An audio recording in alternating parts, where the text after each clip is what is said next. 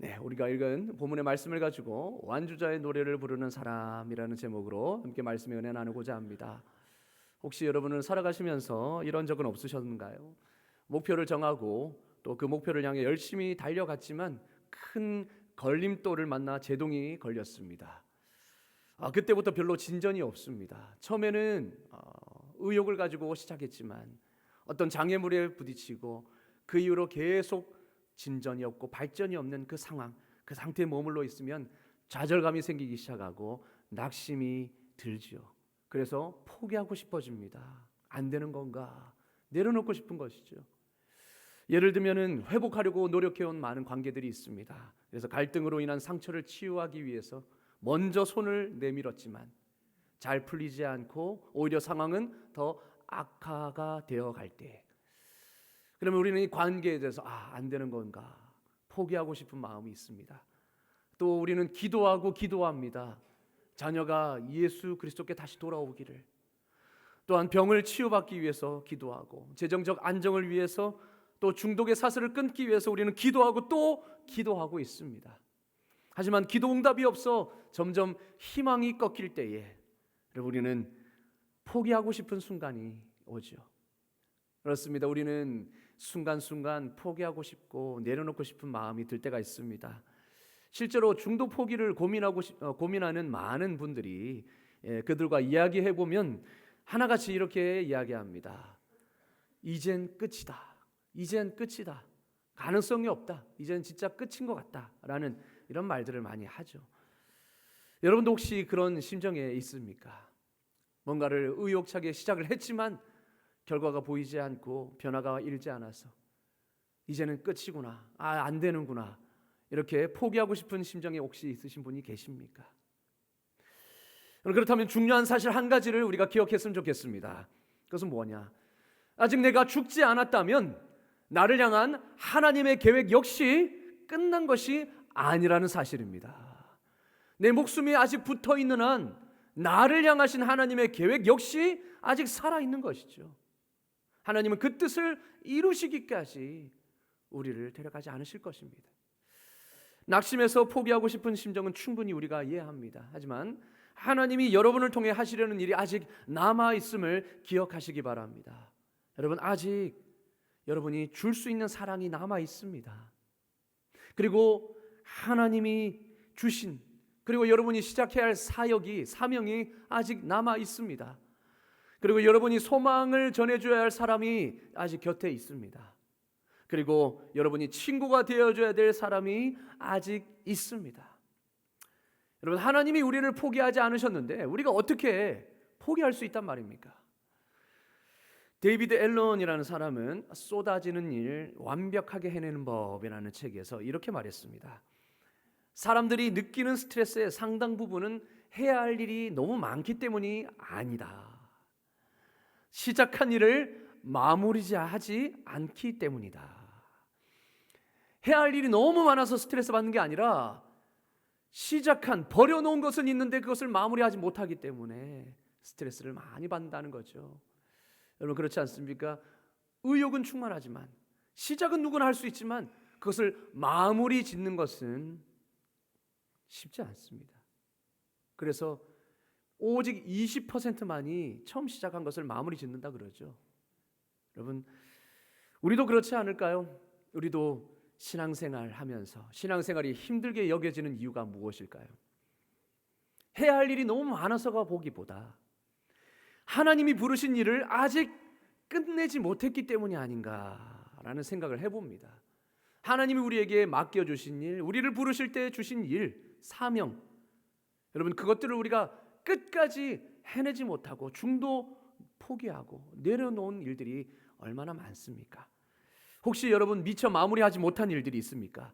하나님이 하라고 주셨는데 아직 시작도 못 해보고 아직 끝내지 못한 일들이 있으십니까? 그렇다면 여러분, 오늘 바울이 고린도 교회에게 하신 이 말씀을 우리가 기억하여서 이 말씀대로 살아갈 수 있기를 원합니다. 우리 다 같이 한번 읽어보겠습니다. 시작. 이제는 하던 일을 성취할지니 마음에 원하던 것과 같이 완성하되 있는 대로 하라. 아멘. 우리에게 뭐라고 말씀하십니까? 하던 일을 성취하라, 마무리 지어라, 완성해라. 그리고 있는 대로 하라. 할 수 있는 만큼 네가 하라라고 말씀하십니다. 여러분, 우리 모두 이 말씀을 통하여서 중도 포기자가 아니라 완주자가 되시기를 주님의 이름으로 축원합니다. 아멘. 오늘 본문에는 하나님이 주신 사명을 완주한 그 완주자가 등장합니다. 바로 사도 바울입니다. 바울은 말년에 감옥에 갇혀서 처형을 기다리고 있었습니다. 이제 살아갈 날이 얼마 남지 않았다는 걸 알았죠. 그 감옥에서 바울은 가장 생각나고 기억나는 사람이 있었습니다. 바로 영적 아들이었던 디모데였습니다. 누구보다도 사랑했고 누구보다도 그렇게 훈련시키며 가르치면서 자신의 사역을 이어받기를 원했던 디모데에게 마지막 편지를 쓰는 것이 바로 디모데 후서입니다. 자, 이 디모데 후서에서 바울은 디모데에게 이렇게 편지 씁니다. 그러나 너는 모든 일에 신중하여 고난을 받으며 전도자의 일을 하며 네 직무를 다하라. 내 직무를 다하라. 우리가 읽은 본문 말씀의 앞 구절에 보면 이 세상은 점점 더 악해져 간다. 그러니 네가 아무리 말씀을 전하고 가르치고 해도 듣지 않은 일들이 있을 것이다. 고난이 따를 것이다. 그러나 그 고난 가운데서도 너는 절대 포기하지 마라. 전도자 일을 계속하고 너의 직무를 끝까지 마무리 지어라 라고 말씀합니다. 바울은 디모데에게 인내를 권면하죠. 힘든 일이 닥치겠지만 그만두지 마라. 대만은 이 세상을 사랑하여서 중도 하차했지만, 중도 포기했지만 너만큼은 끝까지 포기하지 말고 네 직무를 다해라, 완수해라 이렇게 말씀합니다. 여러분, 바울이 이렇게 강하게 권면하고 말할 수 있었던 이유가 무엇이겠습니까? 자신이 그렇게 살았기 때문이죠. 바울 자신이 포기하지 않고 끝까지 인내함으로 목표를 이루었기 때문입니다. 6절에서 8절 말씀 한번 보실까요? 이렇게 말합니다. 전제와 같이 내가 부어지고 벌써 부어지고 나의 떠날 시각이 가까웠도다.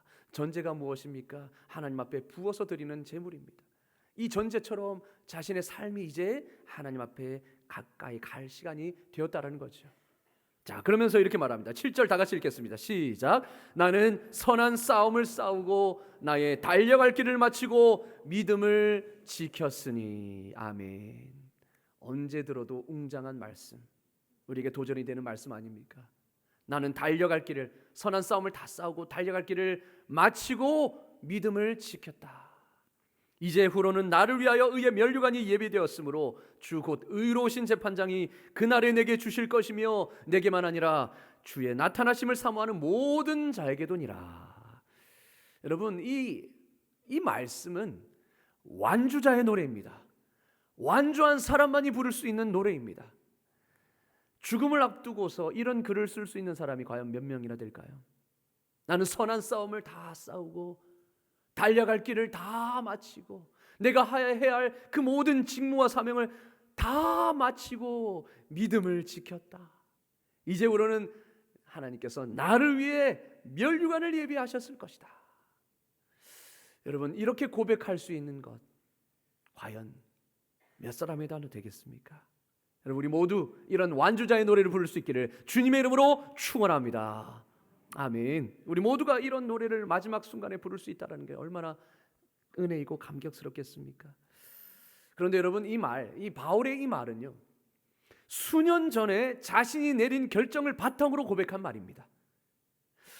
여러분, 사도행전 20장 24절에 사도행전이 수년 전에 사역을 시작하면서 어떻게 말한 줄 아십니까? 내가 달려갈 길과 주 예수께 받은 사명 곧 하나님의 은혜의 복음을 증언하는 일을 마치려 하면은 나의 생명조차 조금 더 귀한 것으로 여기지 않겠노라. 이렇게 고백했습니다. 미리 결단하고 결정하고 선포했습니다. 내가 달려갈 길을 마치기 전까지는 내 살인에 절대 포기란 없다. 내 생명을 바치기까지 나는 이 달려갈 길을 마치고 사명을 이룰 것이다. 여러분, 바울이 말년에 디모데에게 고백한 말 무엇입니까? 7절에 나의 달려갈 길을 마치고 믿음을 지켰다. 달려갈 길을 다 마쳤다.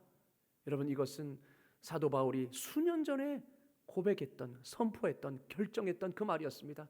달려갈 길을 다 마치기 전까지는 나는 절대 포기하지 않노라. 여러분, 이 7절의 말씀은 디모데에게 고백했던 이 7절의 말씀은 바로 바울이 예전에 했던 이 결정의 결과물이었습니다.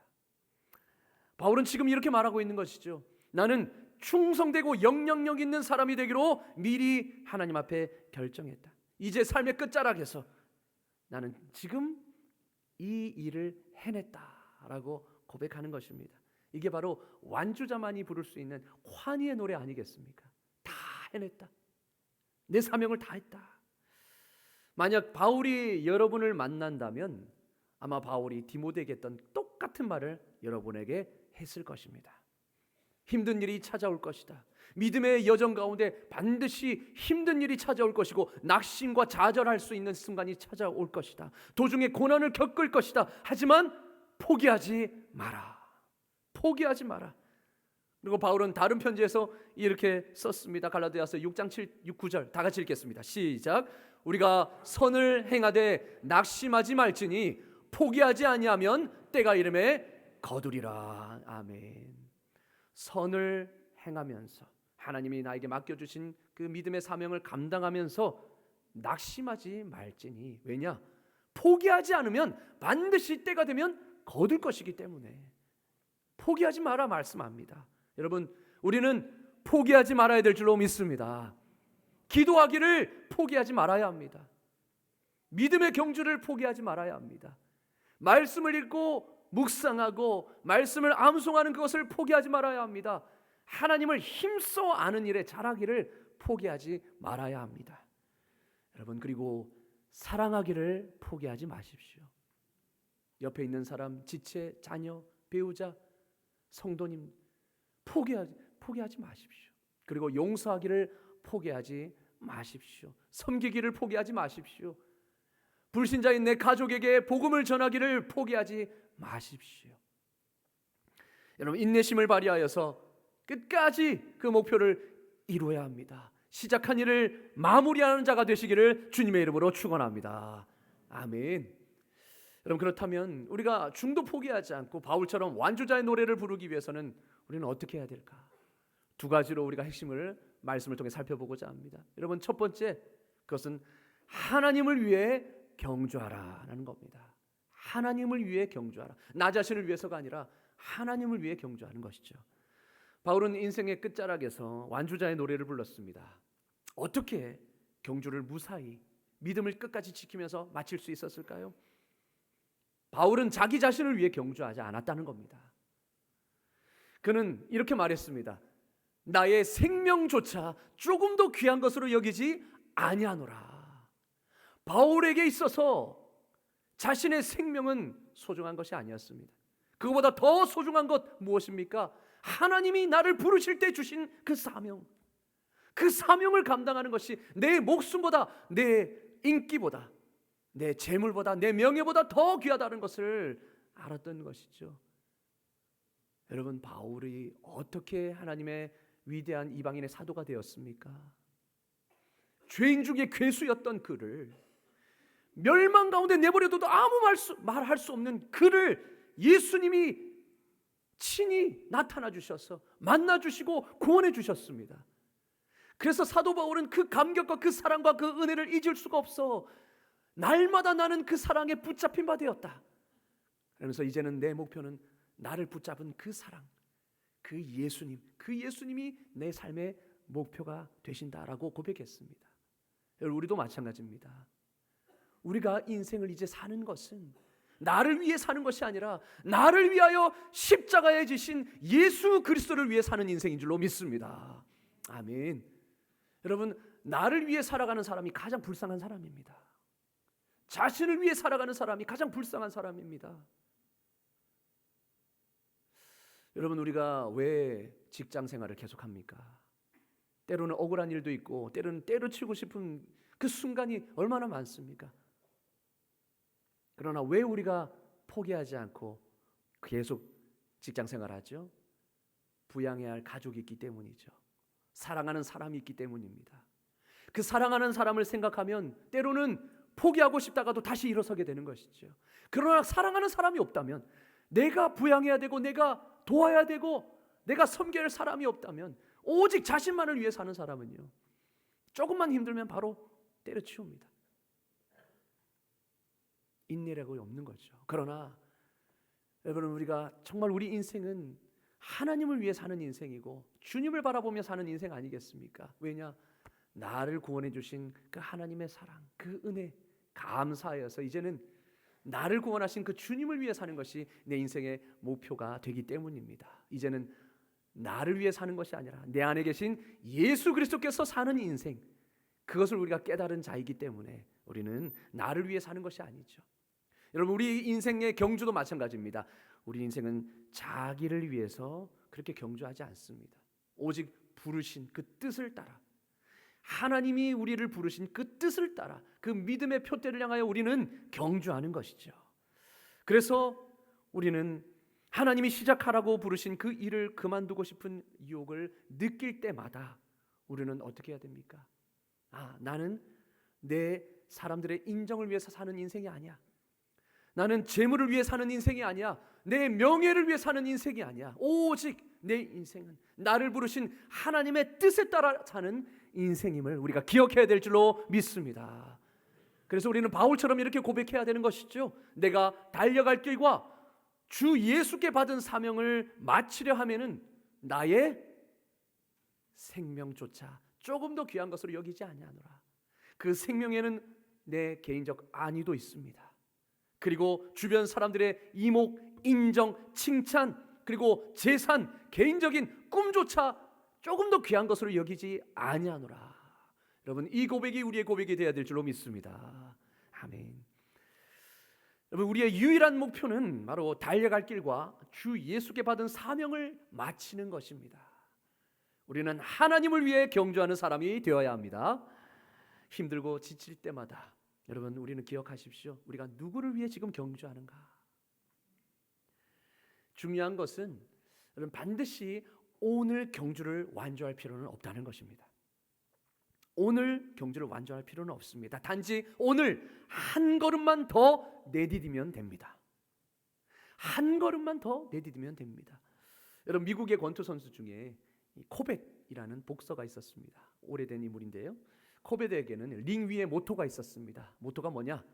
한 라운드만 더 싸운다. 한 라운드만 더 싸운다. 지쳐도 한 라운드만 더 싸우겠다. 이게 모토였습니다. 코벳은 자신이 최고의 복서라고 생각하지 않았습니다. 늘 도전하는 입장에서. 그러나 포기할 줄 모르는 남자였습니다. 1892년 9월 7일 코벳은 그 당시 최고의 복서였던 존 설리반이라는 복서와 대전을 펼쳤습니다. 그날 그는 존 설리반에게 여러 번 다운을 당했습니다. 하지만 계속 다시 일어섰습니다. 이러한 다짐을 가지고 한 라운드만 더 싸우겠다. 여러분, 그 당시에는요, 1892년 그 당시에는 지금처럼 라운드가 딱 정해져 있지 않습니다. 지금은 12라운드로 딱 정해져 있지 않습니까? 그래서 12라운드까지 해서 결판이 안 나면 판정으로 이렇게 결판이 나는데요. 그 당시에는 그런 게 없었습니다. 그래서 KO 돼가지고 KO로 지거나 아니면 한 사람이 포기할 때까지 그렇게 라운드를 계속 이어갔습니다. 그날 21라운드까지 갔습니다. 여러분, 1라운드에 3분인데 21라운드 계속 치고받고 이들은 계속 대전하는 그 상황 속에서 체력이 고갈될 대로 고갈된 그 상황. 그래서 코벳은 여러 번 다운을 당했지만 결국 21라운드 끝에 승리를 했습니다. 그래서 헤비급 세계 타이틀을 거머쥐었습니다. 여러분, 코벳이 이 타이틀을 위해서 싸웠습니까? 아닙니다. 이기려고 했던 그것이 아니라 한 라운드만 더 싸우자라는 이 다짐으로 끝까지 갈 수 있었던 것이죠. 여러분, 우리도 살다 보면 다운될 수 있습니다. 살다 보면 누구나 다운되는 순간을 맞습니다. 하지만 우리는 다시 일어나서 한 라운드만 더 뛰면 됩니다. 한 걸음만 더 내디디면 됩니다. 예수님이 그렇게 하셨습니다. 여러분, 예수님은 날마다 다음번 발걸음을 내디디셨습니다. 누가복음에 보면 예수님이 이렇게 고백하시죠. 그러나 오늘과 내일과 모레는 내가 갈 길을 가야 하리니. 그 십자가의 길을 말하는 것이죠. 그것이 아무리 힘들고 어려워도 오늘 가야 할 길을 묵묵히 걸어가면, 또 내일 가야 할 길을 묵묵히 걸어가신 그 결과가 무엇입니까? 예수님은 십자가에서 마지막으로 이 말씀을 하셨습니다. 예수께서 신포도주를 받으신 후에 이르시되 다 이루었다, 다 이루었다 하시고 머리를 숙이니 영혼이 떠나가시니라. 마지막 순간 바울이 했던 말, 그리고 우리가 그렇게 하고 싶은 말, 다 이루었다, 이 말을 예수님이 하나님 아버지 앞에서 하셨습니다. 아버지께서 나를 보내시며 하라고 하신 모든 일을 제가 다 해냈습니다. 경주를 마쳤습니다. 완주했습니다. 완주자의 노래인 것이죠. 다 이루었다. 예수님은 어떻게 그렇게 하셨을까요? 하루하루 여정이 너무나 힘드셨지만 오직 아버지 하나님을 바라보며 아버지를 위해 그렇게 하셨습니다. 자신을 위해 그렇게 하지 않으셨습니다. 오직 아버지의 뜻대로 그렇게 하시고, 오늘은 오늘의 발걸음, 내일은 내일의 발걸음, 그래서 오늘의 발걸음을 떼자, 그렇게 하루하루 걸어가셨고 그 길 끝에 다 이루시는 그 역사를 해내신 것이죠. 여러분들 매주, 매달, 매년 고통스러운 순간 속에서도 여러분 다음번 발걸음을 내디딜 수 있기를 간절히 소망합니다. 한 걸음만 더 내디디면 되는 겁니다. 여러분, 기도를 한 번 더 하십시오. 응답이 없어도 오늘 기도를 한 번 더 하십시오. 아무리 이해되지 않아도 성경 말씀을 한 구절 더 묵상하시고 암송하십시오. 한 번 더 용서하십시오. 성과가 없어도 한 번 더 손길을 내밀어 보십시오. 그리고 아무리 전화를 받지 않아도 한 번 더 전화를 해 보십시오. 전도 대상자에게. 그리고 우리 자녀들 대화가 단절되어도 여러분 한 번 더 부드러운 대화를 시도해 보십시오.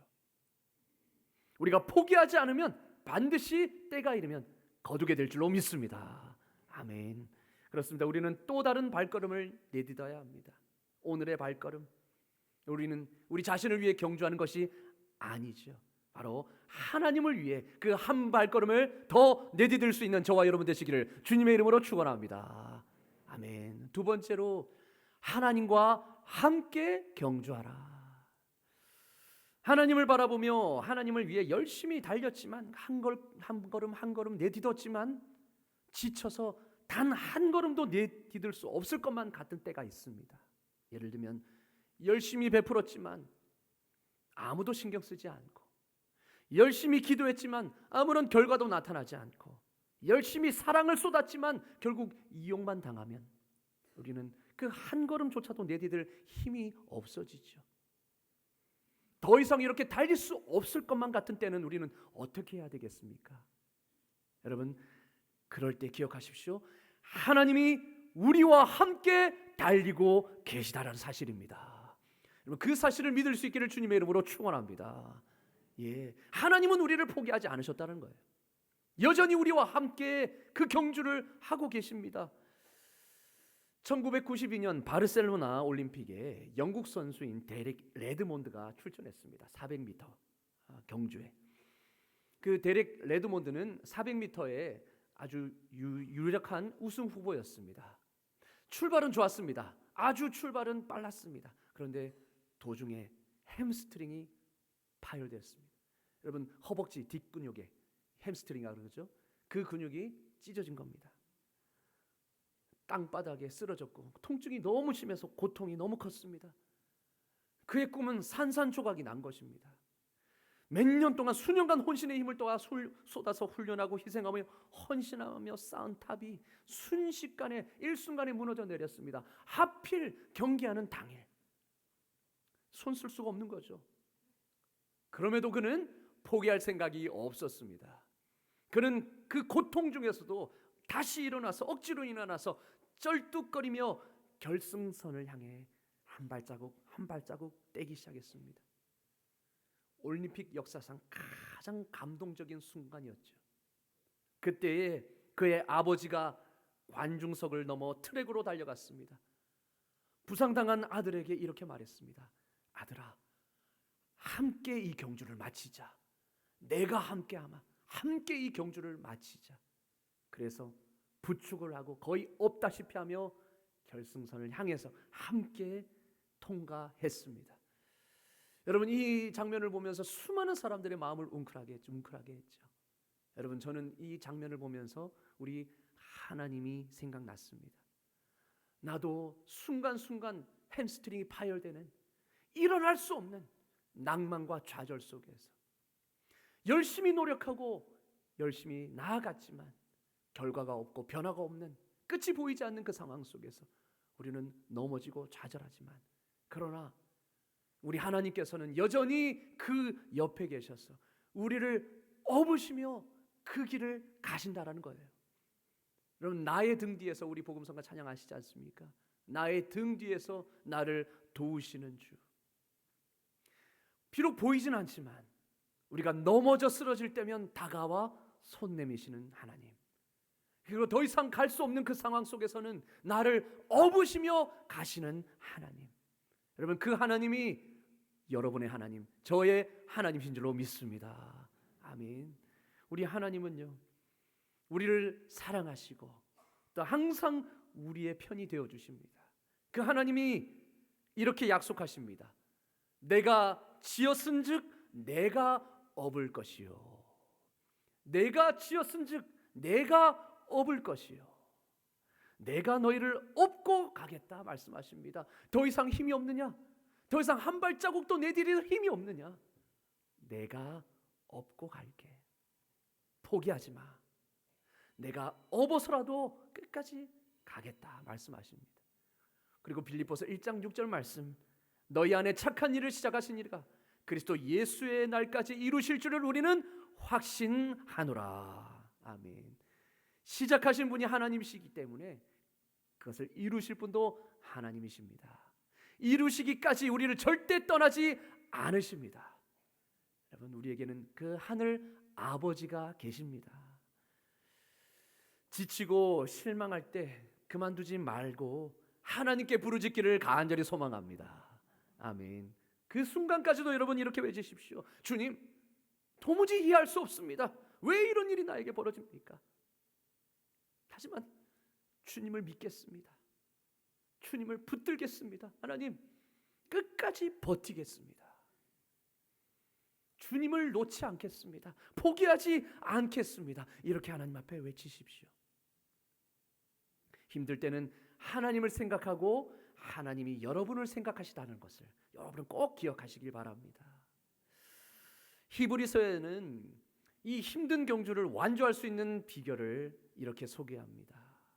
히브리서 12장 1절 2절인데요. 1절만 한번 보겠습니다. 모든 무거운 것과 얽매이기 쉬운 죄를 벗어버리고 인내로써 우리 앞에 당한 경주를 하며, 인내하며 우리 앞에 당한 경주를 끝까지 감당하라 말씀합니다. 여기서 경주로 번역된 헬라어 원문은 아고나인데요. 이 아고나라는 말은 경주 혹은 경쟁이라는 뜻입니다. 자, 그런데 여러분, 고통을 뜻하는 영어 단어 에거니가 바로 이 아고나에서 파생되었습니다. 그러니까 경주는 필히 고통을 수반한다는 거죠. 인생의 경주, 여러분 마라톤을 보십시오. 장거리를 보십시오. 우리 인생은 장거리 아닙니까? 마라톤은 끝까지 여러분 그 고통을 부여잡고 그렇게 뛰어야 하는 스포츠입니다. 우리 인생이 마라톤으로 많이 비유하죠. 우리 인생이 그렇다는 겁니다. 고통이 없이는 갈 수가 없는 그런 인생이라는 거죠. 그래서 우리 신앙생활도 마찬가지입니다. 우리 신앙생활도 이런 마라톤과 같은 경주, 긴 경주죠. 그래서 이 구절은 기본적으로 이런 의미입니다. 인내로써 우리 앞에 당한 고난을, 고통을 맞으며, 인내함으로 우리 앞에 당한 그 고통을 맞이하라.